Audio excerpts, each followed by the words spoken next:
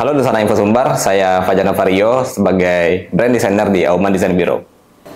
Kalau dikatain sibuk ngerjain apa, saya sendiri lagi nge-crafting beberapa visual identity yang ada di Kota Padang dan beberapa ngerjain social media activation di beberapa brand juga di Kota Padang gitu. Oke. Itu dan bersama tim ya gitu. Kalau ditanya kapan pertama kali aku nyemplung di dunia branding, kapan interest itu muncul, kayaknya kalau dikatakan branding kan sebetulnya part of the design ya. Karena base-nya itu graphic design dan advance-nya itu lebih ke bisa jadi branding gitu. Kalau dikatakan aku dulu basicnya adalah seorang penggambar, tukang gambar. Semenjak saya SMP, SMA itu emang hobi banget ngegambar. Dulu masih ingat waktu SMA dan SMP itu sering bikin karikatur. Kalau misalnya anak-anak SMA dulu, mungkin salah satu step awalnya graphic designer sekarang ya, itu beberapa mereka bikin vektor atau ada namanya tuh WPAP gitu. Jadi yang mulai mengenalkan selain ketertarikan di menggambar tadi itu adalah kayak vektor, WPAP segala macam. Dari sanalah yang mulai kayaknya dunia desain ini menarik. Kayaknya dunia estetika itu mulai menarik diri saya sendiri. Akhirnya di akhir tahun SMA ambil jurusan kuliah itu DKV. Dan masih bingung nih, DKV ini ngapain gitu kan. Kalau dicari di Google ya cuman rata-rata bilangnya tuh kayak bikin logo, terus kita berkecimpung di dunia visual secara estetika. Akhirnya setelah masuk ke DKV ya dicoba asah-asah lagi. Yang awalnya itu saya nggambar, saya bikin ilustrasi digital segala macam. Akhirnya coba kayaknya ada yang lebih lebih guide lah kalau misalnya di DKV itu outputnya kayak gimana gitu. Sampai akhirnya kayaknya branding tuh lebih padat gitu, lebih sangat menonjolkan ilmu-ilmu DKV kayak gitulah kira-kira. Kapan saya sadar kalau misalnya branding itu nggak sekedar logo tuh. Kalau dikatakan kapan saya sadarnya, sebetulnya sadarnya itu perlahan. Sadarnya perlahan. Itu saya sadar semenjak saya udah mulai mempelajari lebih dalam pas beberapa mata kuliah itu udah disuguhkan di kampus. Ya itu sebetulnya makasih banget juga buat dosen-dosen sama senior-senior yang udah disclaimer dari awal. Biasanya kami mahasiswa-mahasiswa yang baru datang itu diajarkan step by step dari yang namanya itu logo, terus nanti kuliah 2 itu ada visual identity, terus yang kuliah berikutnya itu ada lagi branding, visual branding, dan yang terakhir itu ada yang branding gitu. Jadi step by step itu. Dan mereka itu selalu menjelaskan bahwa kalau branding itu logo itu bukan all of the part of branding gitu. Jadi kalau logo itu bisa diibaratkan sebagai wajah, dan branding itu adalah tubuh manusia gitu. Saya memahami itu dari beberapa senior yang menyebutkan ya analoginya kayak gitulah. Kalau bisa dikatakan logo itu adalah wajah dan branding itu adalah tubuh manusia, baik itu dia secara visual maupun secara karakternya dia gitu. Bagaimana cara orang mengenal dia, bagaimana dia cara berkomunikasi terhadap orang, bagaimana penampilan dia terhadap orang gitu.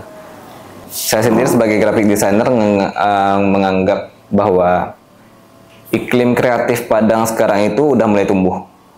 Karena lambat laun beberapa stakeholder kreatif yang ada di Sumbar itu, let's say kita punya kampus seni dan desain, kita menghasilkan mahasiswa desain dan seni juga, dan juga beberapa mentor seperti dosen-dosen juga atau senior-senior yang udah keluar dari Jakarta atau Bandung terus dia balik ke Padang. Itu yang nge-trigger rata-rata iklim kreatif di sini juga bertumbuh gitu. Dan kalau dikatakan saya stuck di Padang, ada momennya bisa dikatakan itu stuck. Ada momennya kalau dikatakan saya nyaman aja kalau di Padang gitu. Karena kalau dibandingkan dengan Jakarta atau Bandung, kita bisa sebut kalau ya iklim kreatif di Sumbar itu bisa tertinggal kayak 5 atau 3-5 tahun lah gitu dibandingkan Jakarta atau Bandung gitu. Tapi analoginya kayak gini, kalau misalnya kita udah ada sarana yang dikasih, kita udah ada beberapa kampus desain dan seni. Ya, kenapa nggak kita coba kembangin yang ada di sini aja dulu gitu. Kita coba perlahan naikin iklim kreatifnya dulu. Kita coba kembangin secara kreatifnya dulu. Baru deh kalau misalnya kita udah capek atau udah ngerasa stuck di sana dan kayaknya nggak bisa berkembang nih kota gitu, ya coba aja keluar gitu. Tapi ya faktanya adalah kayaknya kita nggak bakal ngerasa nge-stuck. Kita perkembangan itu rasanya nggak pernah putus di satu momen aja. Karena kalau kreatif itu perkembangannya itu lebih ke limitless gitu. Ya kalau misalnya di compare sama kota kayak Jakarta atau Bandung, ya kita bisa jadiin titik poinnya di Jakarta sama Bandung aja dulu gitu. Kalau misalnya Sumbar masih segini-gini aja gitu, ya gimana caranya Sumbar bisa at least level sama si Bandung atau Jakarta, atau cuman beda setahun atau 2 tahun aja secara kreativitas gitu. Itu yang nge-trigger saya untuk ya udah coba stay di sini, dan kalau nggak kita siapa lagi gitu. Kalau untuk ngebangun Auman, salah satu alasannya itu sih. Auman dibentuk di tahun 2020. Ketika itu saya dan beberapa senior ya sering ngerjain project bareng, sering ngumpul bareng nih. Terus bahas-bahas, ya udah bahas desain, kita bertukar pikiran, brainstorming bareng-bareng, ada project bareng. Tiba-tiba di tahun 2020 itu kami dapat klien, dan kliennya ini lumayan berpengaruh ketika kalau misalnya kita kerja desain secara profesional. Itu mungkin titik poinnya. Dan saya masih mahasiswa ketika itu. Masih mahasiswa, dan senior-senior itu ada beberapa yang belum tamat juga. Masih mahasiswa kami semuanya. Dan kepikiran buat ya udahlah kita bikin nama kolektifan kita ini apa gitu. Itu awalnya. Karena kalau misalnya kita nggak bikin tim dan kita nggak ngewujudin ini gitu, ya kita nggak bakal bisa seprofesional itu gitu. Kita bakal ngambang aja, kita kayak mahasiswa yang ya udah kerja, dapat freelance, gitu-gitu aja terus gitu. Akhirnya pas 2020 itu kami coba nentuin kolektifan kita, namanya Auman, yang awalnya itu kolektif Auman Kolektif. Di sana ada beberapa orang, 9 sampai 10 orang, 9 orang co-founder. Dan kami coba ambil project pertama kami itu salah satu coffee shop yang ada di Kota Padang. Dan langsung nih, karena spiritnya itu masih berapi-api, kami coba ambil tempat yang ada di sana juga. Karena kebetulan untuk klien pertama kami ambil tempat juga sana sebagai kantor. Itu kantor Auman pertama kali di Bandar Purus gitu. Gitu. Di sanalah momen-momen awal Auman itu ngebentuk gitu. Sebetulnya secara empiris ya, saya bertemu klien, beberapa calon klien juga, banyak salah kaprah perihal branding itu sama visual identity dan logo. Itu 3 hal yang sangat-sangat berbeda. Dan kalau branding kita seperti yang saya bilang tadi, branding itu kalau dianalogikan sebagai tubuh manusia, keperawakannya dia, tampilannya dia, semua yang ada di dalam tubuh manusia itu analoginya. Visual identity adalah tampak, segala sesuatu yang nampak di badan manusia, di tubuh manusia tadi. Dan logo adalah wajah. Let's say kita pertama kali ketika bertemu seseorang itu kan kita ngelihat wajah gitu. Dan apabila kita bertemu sama brand, hal pertama yang kita lihat secara tidak langsung itu mungkin logo gitu. Nah, dan logo itu ya terbagi dan beberapa kasus itu calon klien atau klien yang salah kaprah perihal branding adalah seringnya mereka mengira kalau visual identity itu adalah branding. Dari apapun yang dikerjain secara visual, baik itu logo yang utama dan turunannya, let's say itu warna, tipografi, super grafik lah gitu, dan segala macamnya, mereka itu nyebutnya branding gitu. Oke. Nah, padahal brand visual identity sendiri itu part of branding gitu. Dan lucunya, saya pernah ngobrol sama senior saya, yang salah satu mentor saya, berapa persen efek berapa persen text part si visual identity di dalam branding itu, dan berapa persen logo text part di dalam branding. Dan mereka itu berani nyebutin dalam beberapa brand kasusnya itu ada yang bilang kalau ya udah logo itu cuma 10% dari branding gitu. Even ada brand yang nggak punya logo gitu. Dan mereka coba naikin citranya dia, kan outputnya branding kan citra, naikinnya citranya dia itu melalui elemen-elemen branding yang lainnya gitu. Mereka nggak harus melulu mengandalkan logo secara visual, tapi mereka harus mempelajari part of branding lainnya gitu. Nah, yang salah kiprah kebanyakan dari mungkin orang awam ya, masyarakat umum itu ya itu tadi. Mereka sering mengira kalau logo aja itu adalah branding. Atau visual identity aja, yang visual identity itu adalah aspek-aspek visual yang nampak dari sebuah brand, itu adalah branding. Sedangkan branding ya segala keseluruhan yang mencerminkan atau yang menciptakan citra si brand gitu. Desain yang hanya mengandalkan estetika ataupun meaningful ya. Desain itu sebetulnya kan base-nya perancangan gitu. Karena kalau di bahasa Indonesia ya perancangan gitu. Dan desain itu sendiri sebetulnya fungsi yang lebih didahulukan.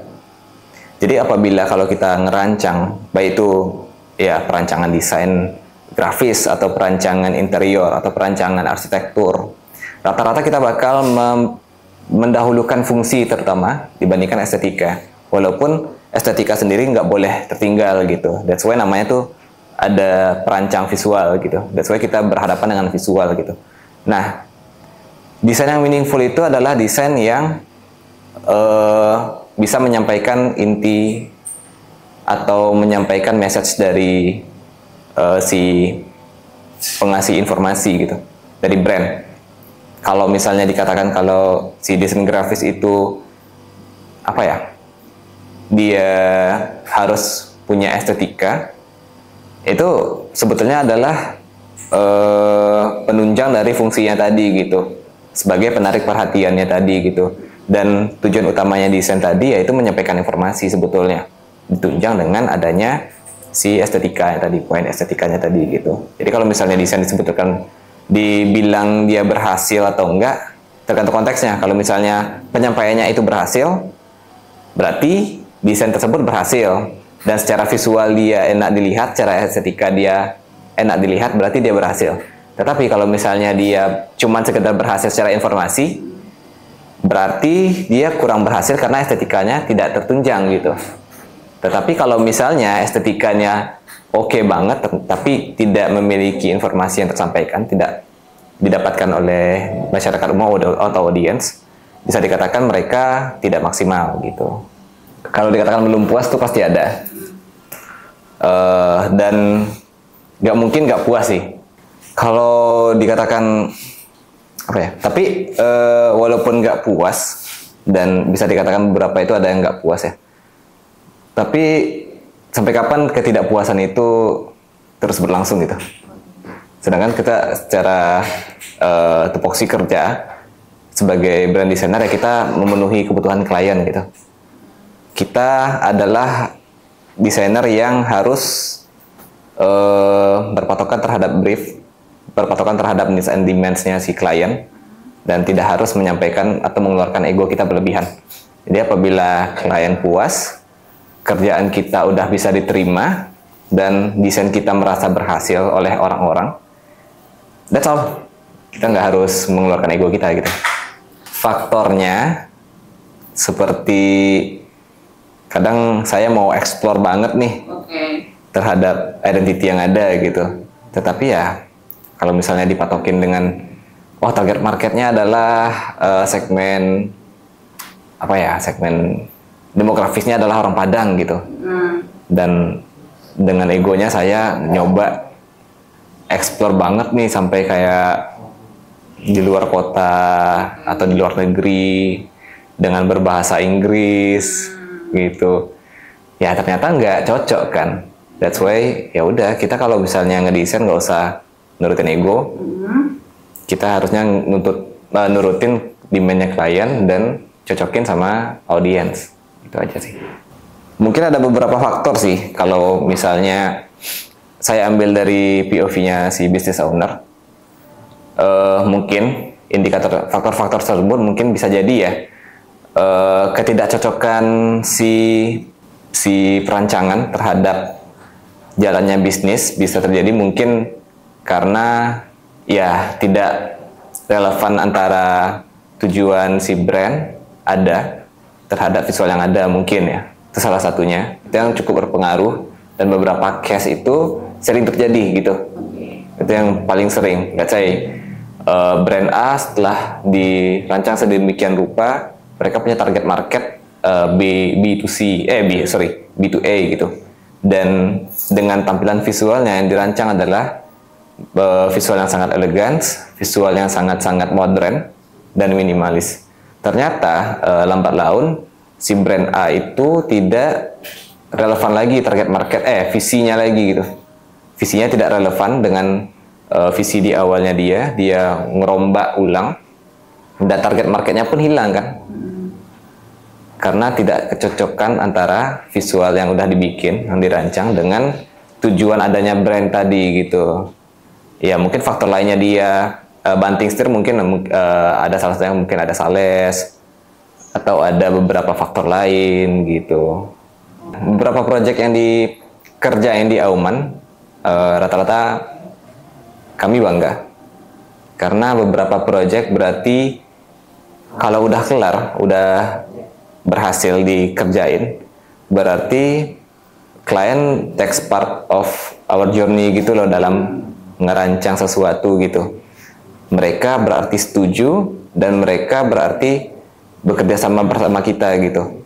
Dan takes part sebagai klien itu udah bangga karena ya kami beberapa project itu ada yang kami dalam menampung project itu suka apa ya, kalau dikatakan memfilter, jujur saja mungkin ngefilter karena itu menjaga brandingan kami juga. Dan dengan adanya filter tadi berarti kita bekerja sama itu berarti cocok gitu. That's why beberapa yang udah berhasil dan berjalan lama itu salah satu klien yang menurut kami itu kami cukup bangga untuk ngerjain, bangga banget untuk ngerjain projectnya. Buat itu brand apa ya? Coffee shop atau brand apa? Ada yang di Bukit Lampu contohnya. Furniture ini Rangawa dan beberapa brand teman yang awalnya jadi klien sekarang udah jadi teman-teman. Itu mungkin kayak ya sekarang udah jadi teman-teman Jiwaraga, Warung Babe, Salejon, Loka, terus Lighthouse di Bukit Lampu. Ya dan ya mungkin nggak kesebut satu-satu, cuman as long as kita berhubungan baik dan apa ya, projectnya tidak ada kendala, kami bangga. Ada sih beberapa case yang pengen dong bikin visual identity, cuman kami tanya dong, Bapak punya preferensi sendiri nggak gitu, atau punya brief tersendiri nggak? Oh ada. Terus dia nge-spill, jeng ternyata adalah salah satu brand yang yang orang-orang udah pada tahu nih gitu. Ya caranya menghadapinya kita harus educate dulu sih, itu yang pasti. Apabila takutnya ya, kalau brand yang dari preferensi si bapak itu adalah brand yang berasal dari Sumbar juga, otomatis secara etika profesional desain kita udah kena gitu. Kita ngejimplak lah, walaupun dia nggak didaftarin di Haki, tapi secara etika ya itu tetap kena gitu. Itu kami harus menghindari beberapa hal yang berkaitan dengan hak intelektual properti tadi gitu. Nah, biasanya kami educate dulu si klien. Kalau wah ternyata bapak boleh bikin brand ini, cuman sebisanya ngehindarin secara visual itu persis banget sama si brand ini, karena mungkin si brand ini kita nggak tahu apakah sudah terdaftar di Hakika atau belum gitu. Tapi setidaknya sebisanya dihindarin gitu. Kalau misalnya dia tetap kekeh, kita biasanya coba cari solusinya gitu. Solusinya adalah bapak lebih preferensinya ke arah bukan preferensi secara visual lagi atau secara bisnis model. Kami selalu memisahkan hal tersebut. Bapak pengennya kedainya kayak brand apa dulu nih, instead of visual gitu. Secara bisnis model, kami tanya dulu gitu. Secara bisnis model ternyata brandnya adalah brand A gitu. Baru secara visual yang ditanyain gitu. Secara visual yang selain brand itu sendiri, selain bisnis model yang ada di sana, let's say si brand bapak ini adalah bisnis coffee shop, dia pengen bikin brand juga yang bisnis modelnya ada coffee shop juga, dan ngasih referensi secara visual tuh coffee shop juga gitu. Kami selalu menghindari yang kayak, oke, bapak punya preferensi atau benchmark deh. Dia punya benchmark coffee shop yang bakal dibikin itu adalah coffee shop A. Tapi secara visual kami harus menghindarkan benchmark si coffee shop A ini sebagai preferensi si bapak gitu. Jadi secara bisnis model dia berbeda, cuma secara visual dia pengennya moodnya kayak gitu gitu. Bisa jadi dia ambil let's say ya kayak furniture lah. Ada secara visual, ada brand furniture secara visual yang menarik menurut dia. Ya udah kita arahkan visualnya ke sana gitu. Jadi kita nggak bakal nyenggol si brand yang udah jadi benchmark tadi itu gitu. Beberapa hal yang bikin saya kayak gini ya, itu sebetulnya apa ya, curiosity dalam hidup sih. Karena beberapa job itu nggak supply curiosity kita loh gitu, beberapa job. Tapi kalau sebagai graphic designer, kalau kita ngerancang sesuatu, ngerancang brand apapun, ya rasa penasaran kita terjawab jadinya. Karena di dalam graphic designer itu, dalam nge-branding itu ada empati, dan kita harus mengumpulkan info dan data-data yang ada terhadap brand yang mau di branding kan. Saya kalau misalnya aku penasaran, saya nge-branding burger misalnya, ya kami tahu cara ngolah burger jadinya karena harus tahu dulu kan sebelum kita bikin logo ya. Kalau misalnya tentang rumah sakit, kita nge-branding rumah sakit, ya kita tahu tuh istilah-istilah terminologi yang ada di rumah sakit, step-stepnya dia, proseduralnya rumah sakitnya kayak gimana gitu. Itulah karena rasa penasaran yang gede tadi mungkin ya, jadi kayak ngenunjang, enak nih jadi graphic designer gitu. Dalam dunia kreatif, graphic design atau branding itu hal yang paling utama yang didahulukan adalah empati. Karena sebagai graphic designer kita harus tahu, harus memposisikan diri kita sebagai klien dan sebagai audience. Karena kalau nggak ada empati, kita nggak mendahului empati tadi, kita terlalu kelihatan egois jadinya dalam menyampaikan atau merancang desain tadi gitu. Jadi buat anak-anak muda yang mau jadi graphic designer atau brand designer, kurangin ego dalam ngerancang, perbanyak empati dalam ngerancang. Itu aja sih.